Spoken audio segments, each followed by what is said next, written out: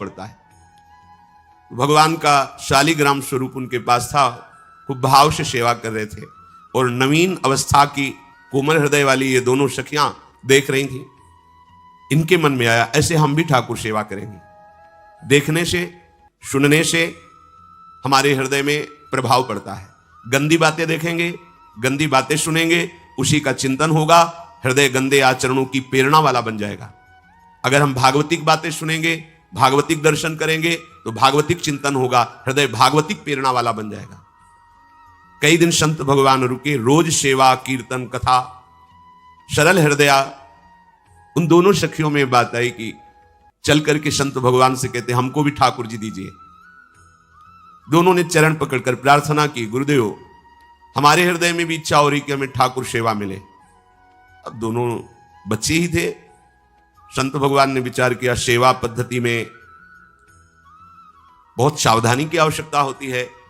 अभी ये बच्चे हैं, कहीं सेवा अपराध न बन जाए। सेवा अपराध भी होता है।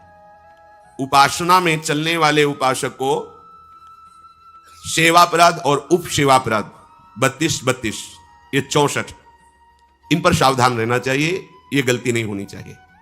जैसे आप ठाकुर सेवक हैं, अपने घर में सेवा विराजमान किए हुए हैं, अब जैसे आपको ठाकुर जी के दर्शन के लिए जाना है, जहां तक ठाकुर जी के दर्शन करने के लिए जाना है, हो सके तो पादुका ना पहने, नंगे पैर दर्शन करने जाए। यदि आप में ऐसी सामर्थ्य नहीं है किसी कारण से, तो सीढ़ियों में पादुका नहीं पहनना चाहिए। जहां से मंदिर की सीढ़ियां हैं, पादुका उतार कर माथा रखकर सीढ़ी में फिर चढ़ना चाहिए। खड़ाओं या पादुका पहन करके श्री विग्रह के दर्शन करने के लिए जाने में फिर अपराध लगता है। अरे अपने मालिक के दर्शन करने जा रहे हैं, स्वामी के दर्शन करने जा रहे हैं, प्रभु के दर्शन करने जा रहे हैं, तो अपनी कुटिया से और मंदिर तक नंगे पैर जाना चाहिए। ये भावना रखनी चाहिए। भरत जी जा रहे हैं प्रभु के दर्शन करने के लिए, अयोध्या से पैदल ही चले थे, तो सुकुमार चरणारविंद तो बड़े बड़े फफोके छाले पड़ गए थे। वशिष्ठ जी ने देखा, सबने मिलकर भरत जी से कहा पालकी पे बैठ जाइए। तो उनका हाँ, मेरे प्रभु यहां नंगे पैर चले हैं और मैं पालकी पे बैठ जाऊं? उचित तो यह है कि अपने प्रभु के दर्शन के लिए मैं जा रहा हूं, तो जहां जहां प्रभु के चरण पड़े वहां मेरा शीश पड़े, अर्थात सिर भर जाऊं। उचित समोरा सबते सेवक धर्म कठोरा, यहां मैं सर के बल चल के जाऊं, पर असमर्थ हो। तो आप कह रहे हैं पैर में छाले पड़ गए, आप सवारी में बैठ जाइए, ऐसा नहीं हो सकता। तो अपने प्रभु के दर्शन करने के लिए जब जाए तो हो सके, सामर्थ्य हो तो पादुका न पहने, कोई खड़ाऊं चप्पल जूता आदि ना पहने। अगर पहने हैं तो बस सीढ़ी तक ही पहन कर जाए, ऊपर सीढ़ियों की नहीं। इतने सुकुमार मत बनो, ये आग में जलाया जाएगा शरीर, ये गाड़ दिया जाएगा शरीर, इससे ज्यादा प्यार ना करो। अब इतना दृढ़ विश्वास कि ये बच्चे हैं, सेवा भाव कैसे पूर्ण कर पाएंगे? तो उन संत भगवान ने दोनों बच्चियों से कहा कल ठाकुर जी लाएंगे, हम आपको दे देंगे। तो गांव में घूमे तो आसपास गोले गोले से पत्थर मिले, पत्थर लाए 2 और कहा कि ये लो तुम्हारे ठाकुर जी हैं। दोनों को दिया। देखो गुरु वचनों पर और गुरु प्रदत्त सेवा वस्तु पर कितना भाव होना चाहिए। उन्होंने दृढ़ विश्वास किया कि मुझे भगवान गुरुदेव ने दिया, ये भगवान है मेरे। दोनों ने अपने हृदय से लगाया। अब एक जमींदार की पुत्री थी, एक राजकुमारी, स्वर्ण के सिंहासन में, और उनका नाम रखा शिलपिल्ले ठाकुर। सिल मतलब पत्थर, तो उनका तुम्हारे ठाकुर का नाम शिलपिल्ले गोविंद है। दोनों सिंहासन पर रखकर आराधना करती, भाव प्रतिपल बढ़ता गया, नाम निरंतर जप। गुरु प्रदत्त ठाकुर पर विशेष चमत्कार हृदय में प्रकट होता है यदि उन्हीं की नियमावली से चलो। अपने मन से बाजार से खरीद लाए, विराजमान किए हैं, कभी सेवा की कभी नहीं की, वो भी अच्छा है, कम से कम भागवतिक भाव तो है, लेकिन सिद्धि जो प्राप्त होती है वो गुरु कृपा से, गुरु प्रदत्त ठाकुर से। जैसे धन्ना जी को भांग के बट्टे में ठाकुर जी प्रकाशित हो गए, गुरु प्रदत्त। अब ये सखियां जब बड़ी हुई तो इनके ब्याह की बात हुई। तो जो राजकुमारी थी उनका राजकुमार से किसी से ब्याह तय हुआ, ब्याह हो गया।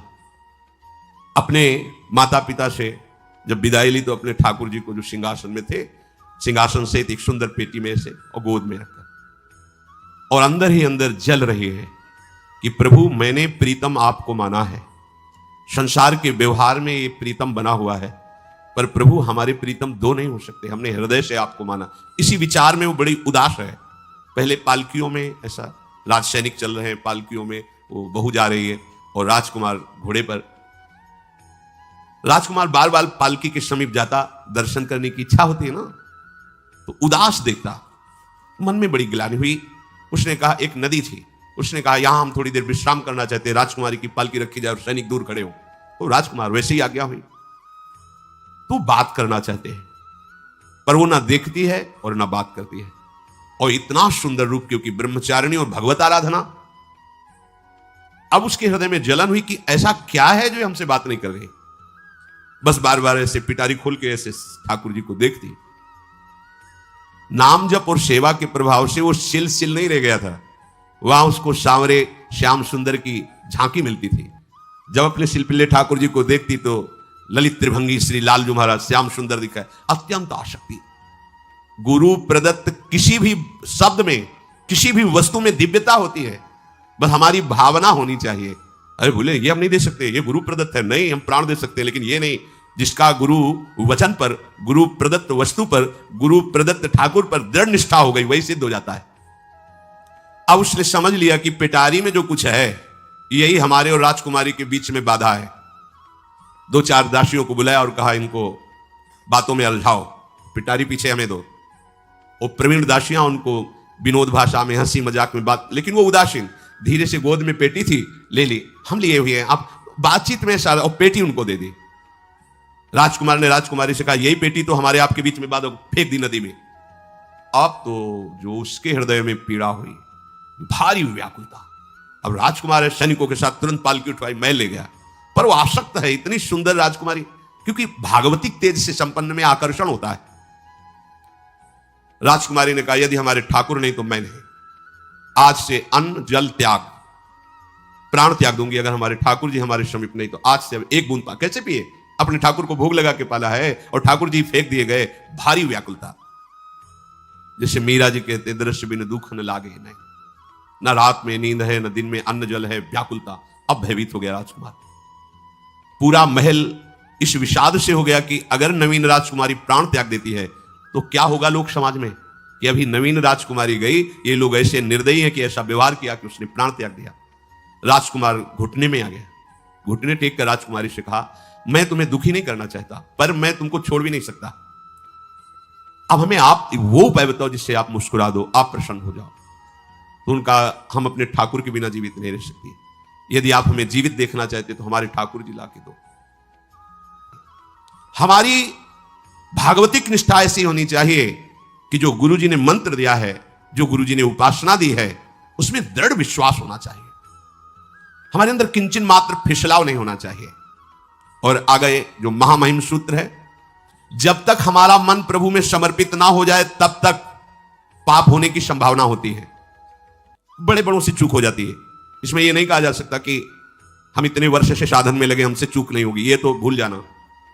बड़े बड़ों से चूक करवा देना माया का कार्य होता है, पर जिनका मन प्रभु को समर्पित हो गया है उनसे चूक नहीं हो सकती। इसलिए जो अगला सूत्र वर्णन किया कि जितने भी पापाचरण होते हैं वो सब मेरे से होते हैं, ऐसा उपासक दृढ़ निश्चय करे। ऐसा नहीं कि पापाचरण भगवान से, भगवान करा रहे हैं। जिन लोगों का एक प्रश्न होता है कि जब सब कुछ भगवान करा रहे हैं, भगवान की इच्छा के बिना पत्ता भी नहीं हिलता, तो जो हम पापाचरण, गलत आचरण, वो भी तो भगवान ही करा रहे हैं।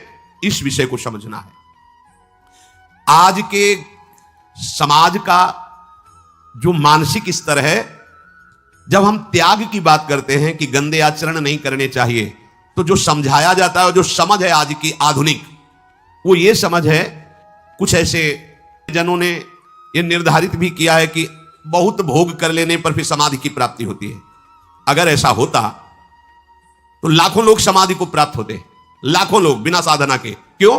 बचपन से लेकर के पूरे जीवन तक भोग ही भोग रहे, सब समाधि में पहुंच जाते।